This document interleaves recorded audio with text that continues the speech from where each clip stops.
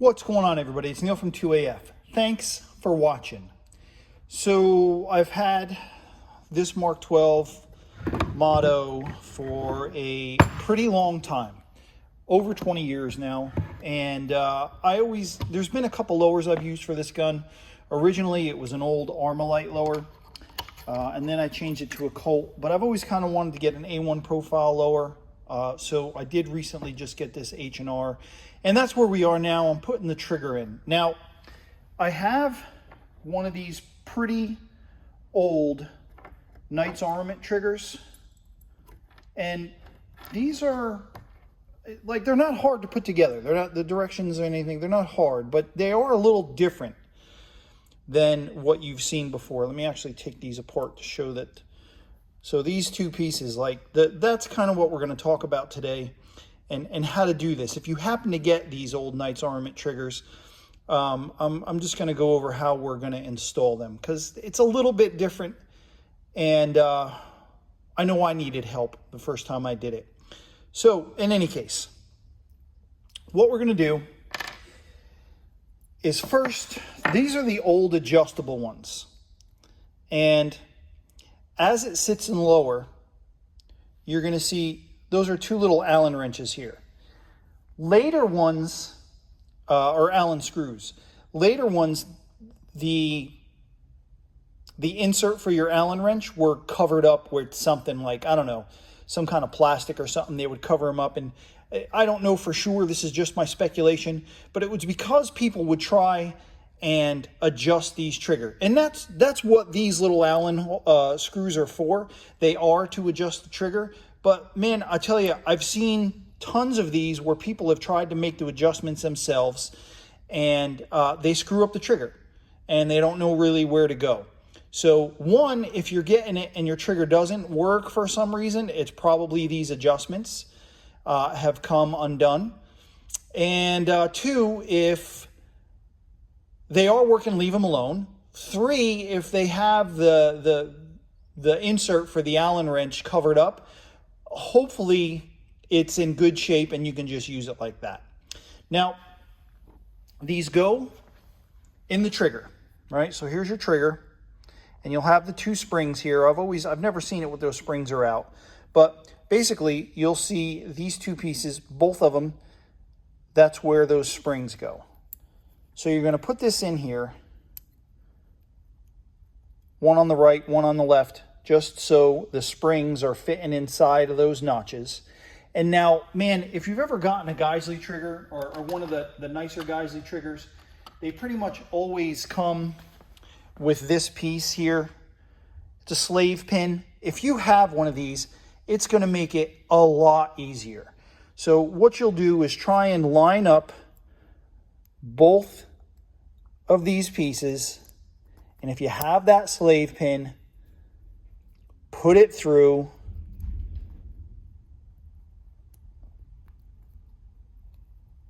There we go. And that holds these in place and allows you to put it in the lower. If you don't have that slave pin, you can still do this.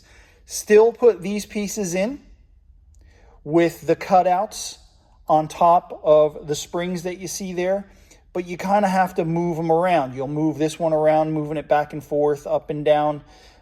Same thing with this one. Back and forth and up and down until they line up. But if you have that slave pin, man, it makes it a ton easier.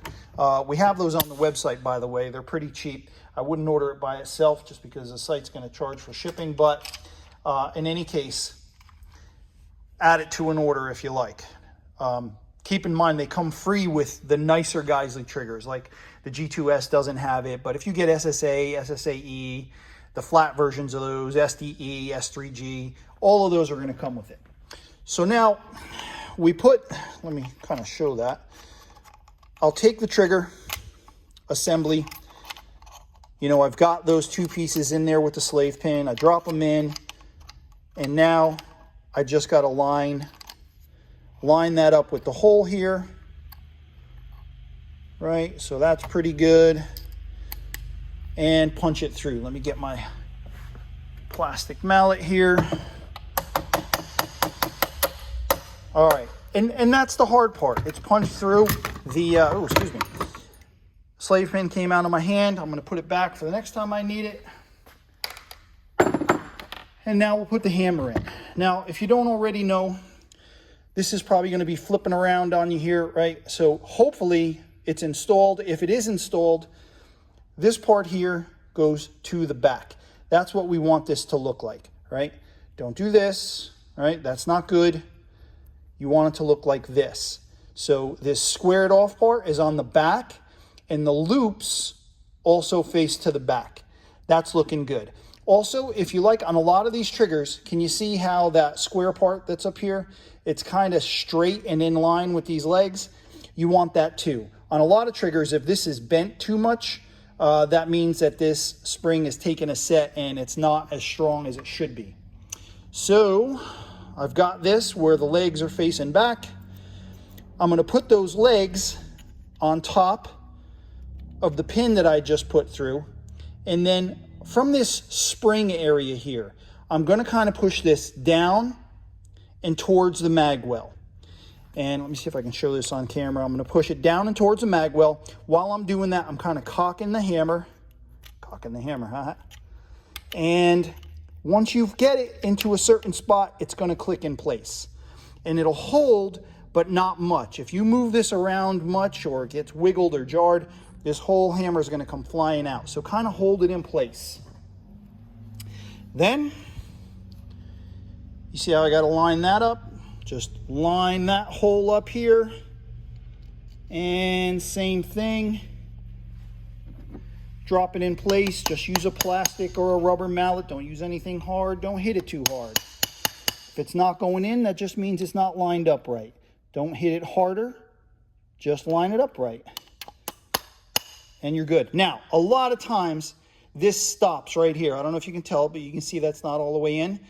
Again, don't start hitting it harder. The reason it stopped is just because it's not lined up on this side. If it doesn't line up on that side, again, just wiggle it from here until it's lined up, and then you can push it through. And that's all you really got. Now, most of this is going to be good for just about installing any trigger you find, just about. The only real different thing is there was those two insert pieces that go on your trigger. Most of the time triggers, if they have any removable ones at all, usually there's just one. This Knight's adjustable two-stage trigger has two of them. And the only thing specific to this video is one, don't go messing around with those Allen screws that are in there, especially if your trigger's working well. Don't go messing around with them. Think you're going to make it shorter pull, lighter pull, shorter reset. Just leave them alone if it's working well. And how to line those pieces up in the trigger. All right, man, that's all I got for you today. Again, it's Neil from 2AF. Head on over to the website, get signed up for email notifications. And that's the best way to keep an idea of what's going on around the warehouse. Here's that old ops can, MK12 Mod0. Got to get this out there and shoot it soon with my new lower. Talk to you later. Thanks for watching.